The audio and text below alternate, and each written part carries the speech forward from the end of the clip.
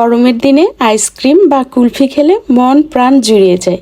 আর সেই আইসক্রিম বা কুলফি যদি হয় ঘরে তৈরি, তাহলে তো কোনো কথাই নেই।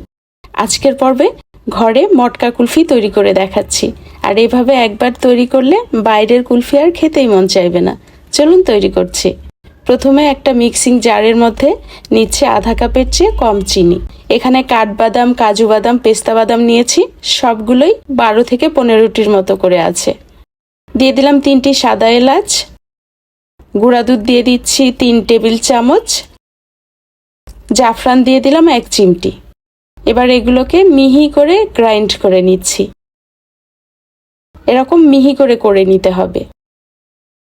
একটা পাশে রেখে দিলাম। চুলায় একটি প্যানে 2 কাপ দুধ জালে বসিয়ে দিলাম। মিশিয়ে দিয়ে যখন একটু গরম হয়ে আসবে, তখন এর মধ্যে শুকনো উপকরণগুলোকে দিয়ে দিলাম। দেওয়ার পরে কন্টিনিউয়াসলি নাড়তে হবে, না হলে কিন্তু নিচে লেগে যেতে পারে। ফুটে আসলে চুলার আঁচটা মিডিয়াম টু লো করে দিয়ে 5 থেকে 7 মিনিটের মতো জাল করে নিয়েছি।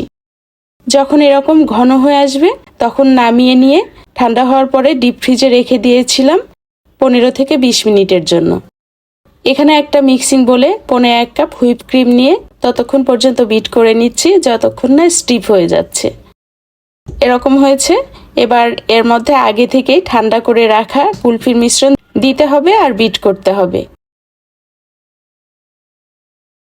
বিট করা হয়ে গেলে 2 থেকে 3 ফোঁটা ইয়েলো ফুড কালার দিলাম। এটা অপশনাল, চাইলে বাদও দেওয়া যাবে।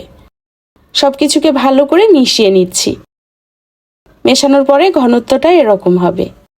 কুলফিগুলোকে সেট করার জন্য আমি এখানে মাটির মটকা নিয়েছি।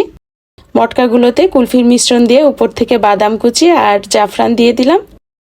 মুখটাকে ফয়েল পেপার দিয়ে খুব ভালো করে মুড়িয়ে নিতে হবে। এবার ডিপ ফ্রিজে রেখে দিব প্রায় 1 দিনের জন্য। 1 দিন পরে কুলফিগুলোকে নিয়েছি আর দেখুন কতটা ভালোভাবে সেট হয়েছে। কেটে দেখিয়ে দিচ্ছি। দেখুন এর ভিতরে কিন্তু একটু আইস ক্রিস্টাল নেই। আমি কুলফির মিশ্রণের মধ্যে ক্রিম ব্যবহার করেছি। এতে করে আইসক্রিম এবং কুলফি দুটোরই স্বাদ পাওয়া যাবে। আপনাদের হাতের কাছে ক্রিম না থাকলে ক্রিমটাকে বাদ দিয়ে দুধ ঘন করে জাল করে নিয়েও কুলফিটাকে সেট করতে দিতে পারেন। সেভাবেও খেতে অনেক বেশি মজাদার হয়। বাসায় তৈরি করে দেখবেন, আশা করছি আপনাদেরও অনেক পছন্দ হবে।